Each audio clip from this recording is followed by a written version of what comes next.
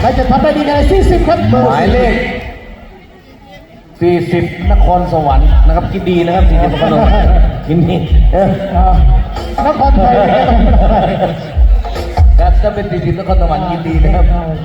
หมายเลข40เล่าลือ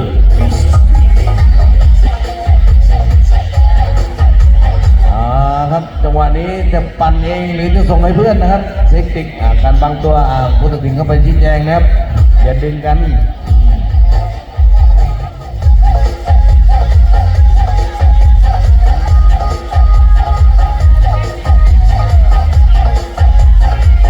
การเล่นกีฬานะครับนักกีฬาก็มีหน้าที่ในการเล่นกีฬานะครับผู้ตัดสินก็มีหน้าที่ในการตัดสิน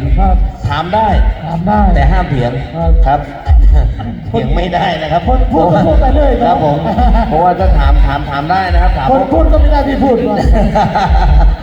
คนบรรยายก็ไม่ได้ที่โยโอ้โห